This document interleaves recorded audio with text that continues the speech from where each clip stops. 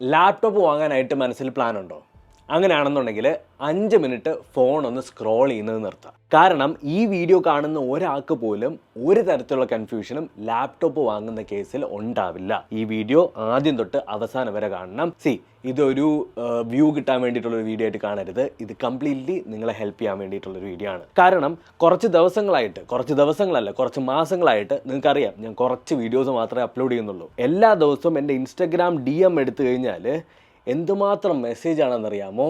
Laptop 40,000 രൂപയ്ക്കുള്ള laptop suggest ചെയ്യാമോ, എഡിറ്റിങ്ങിന് വേണ്ടിയിട്ടുള്ള laptop suggest ചെയ്യാമോ, ഗ്രാഫിക് ഡിസൈനിങ്ങിന് വേണ്ടിയിട്ടുള്ളത് സജസ്റ്റ് ചെയ്യാമോ, കോളേജിൽ പോകാനുള്ളത് സജസ്റ്റ് ചെയ്യാമോ. സോ ഇന്നത്തെ വീഡിയോയിൽ നിങ്ങളുടെ ആ കൺഫ്യൂഷൻ എല്ലാം മാറ്റാൻ പോവാണ്. എങ്ങനെ നിങ്ങൾക്ക് പ്രോപ്പറായിട്ട് എൻ്റെ ഹെൽപ്പ് പോലും ഇല്ലാതെ 2025 ലാപ്ടോപ്പ് മേടിക്കാമെന്ന് ഞാൻ പറഞ്ഞുതരാം. ഈ ഒരു വീഡിയോനെ 6 സെഗ്മെന്റ് ആയിട്ട് ഞാൻ സ്പ്ലിറ്റ് ചെയ്തിട്ടുണ്ട്. ഒന്നാമത്തത് ടു മെനി ഓപ്ഷൻസ്. നിങ്ങളുടെ മുന്നിൽ ഏറ്റവും ആദ്യം അറിയാൻ പറ്റുന്ന, ഏറ്റവും ആദ്യം നിങ്ങൾ ഫീൽ ചെയ്യുന്ന ഒരു ഇഷ്യൂ എന്ന് പറഞ്ഞു കഴിഞ്ഞാൽ, നിങ്ങളൊരു കടക്കകത്തേക്ക് കയറി ചെന്ന് കഴിഞ്ഞാൽ ഒരുപാട് ഓപ്ഷൻസ് ഉണ്ട്. 100 കണക്കിന് ലാപ്ടോപ്പ്, 2000 രൂപ ഡിഫറൻസിലും 3000 രൂപ ഡിഫറൻസിലൊക്കെ 100 കണക്കിന് ലാപ്ടോപ്പ് ഉണ്ട്.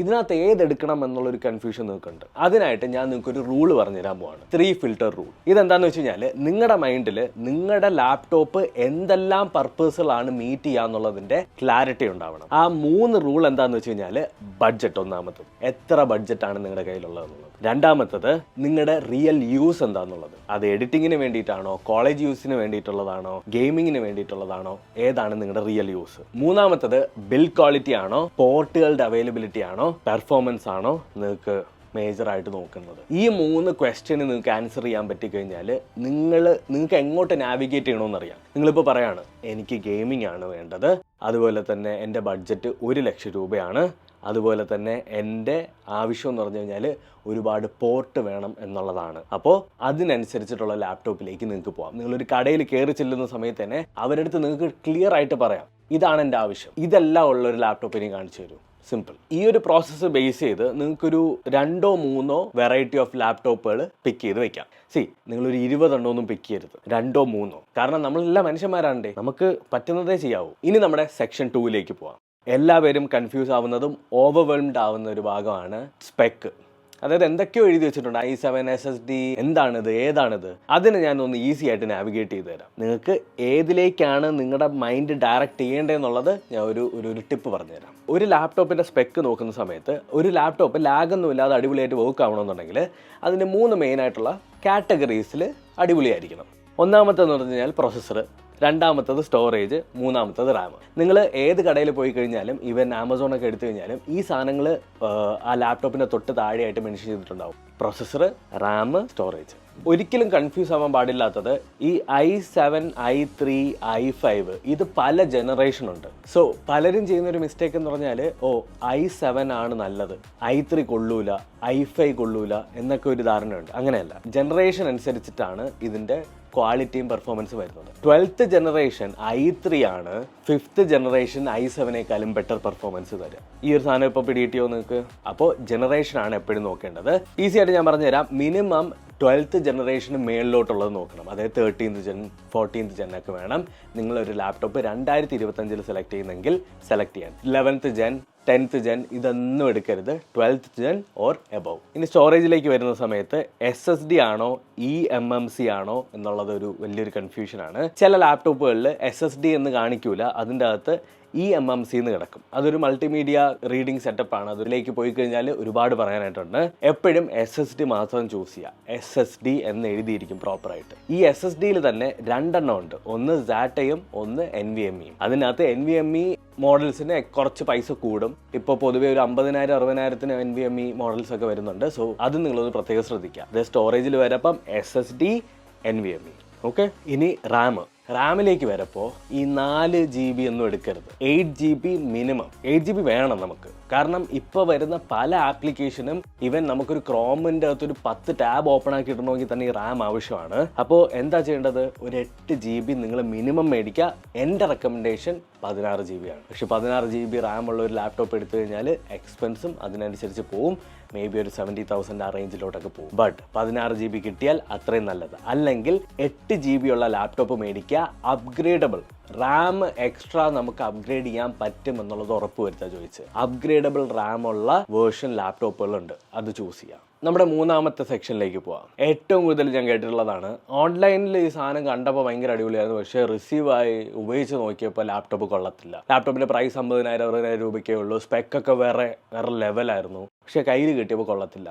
ഇതെപ്പോഴും പ്രശ്നം എന്താണെന്ന് വെച്ച് കഴിഞ്ഞാൽ ലാപ്ടോപ്പുകളിൽ മെയിൻ ആയിട്ടുള്ള ഒരു ഇഷ്യൂ ഹിഞ്ചും സ്ക്രീനുമാണ്. ഈ ഹിഞ്ച് എന്ന് പറഞ്ഞാൽ ഈ അടയ്ക്കുന്ന ഒരു സാധനമില്ല, അറിയാം. എപ്പോഴും കൂറ ലാപ്ടോപ്പുകൾക്ക് വൈറ്റ് വാഷ്ഡ് ആയിട്ടുള്ള ഒരു വെള്ളമയമുള്ളൊരു സ്ക്രീന് കാണും. അതുപോലെ തന്നെ നമുക്ക് ഒരു വെറും വൃത്തികെട്ട ഒരു ഹിഞ്ചും സൗണ്ടൊക്കെ ഉള്ള ഒരു ഹിഞ്ചും കാണും. അതുകൊണ്ട് നിങ്ങൾ ചെയ്യാനുള്ളത് യൂസർ റിവ്യൂസ് വായിക്കുക. നിങ്ങളിപ്പോൾ ഒരു ഷോപ്പിലേക്ക് പോയാൽ തന്നെ ആ ഷോപ്പിൻ്റെ അകത്തുനിന്ന് ആ ലാപ്ടോപ്പിൻ്റെ മോഡലെടുത്ത് ഗൂഗിളിൽ സെർച്ച് ചെയ്യുക, എന്നിട്ട് അതിൻ്റെ റിവ്യൂസ് വായിക്കുക. ആമസോണിലും ഫ്ലിപ്കാർട്ടിലും പോയി റിവ്യൂസ് വായിക്കുക. സോ നിങ്ങളുടെ പൈസ പ്രോപ്പറായിട്ടാണ്, കറക്റ്റായിട്ടുള്ള ഡിവൈസിലേക്കാണ് പോകുന്നത് എന്നുള്ളത് നിങ്ങൾക്ക് ഉറപ്പുവരുത്താം. ലെനോവോ ആവട്ടെ, ഡെൽ ആവട്ടെ, എല്ലാത്തിനും കൂറ ലാപ്ടോപ്പുകളുണ്ട് ഇഷ്ടം പോലെ. ഇങ്ങനെ റിസർച്ച് ചെയ്യുന്ന സമയത്ത് ഇതിൻ്റെ ഡിസ്പ്ലേ നിങ്ങൾ പ്രത്യേകം ശ്രദ്ധിക്കണം. IPS ഡിസ്പ്ലേ മാക്സിമം മേടിക്കുക. IPS ഡിസ്പ്ലേ ആയിരിക്കും മോസ്റ്റ്ലി എല്ലാത്തിലും. 250 നിറ്റ്സിന് മേളിലോട്ടായിരിക്കണം ഇതിൻ്റെ ബ്രൈറ്റ്നസ് ലെവൽ. ലാപ്ടോപ്പിൻ്റെ സ്പെക്ക് വായിക്കപ്പോൾ നിറ്റ്സ് NITS എന്ന് പറഞ്ഞിട്ടൊരു സാധനം കാണും. ഇത് നിങ്ങൾ ഓർത്ത് വെച്ചാൽ മതി, NITS. അതെന്താണെന്ന് വെച്ചാൽ ബ്രൈറ്റ്നസ് ലെവലാണ്. നമുക്ക് അകത്തൊക്കെ ഇരുന്ന് പ്രോപ്പറായിട്ട് ഉപയോഗിക്കണമെന്നുണ്ടെങ്കിൽ, നമുക്ക് നല്ല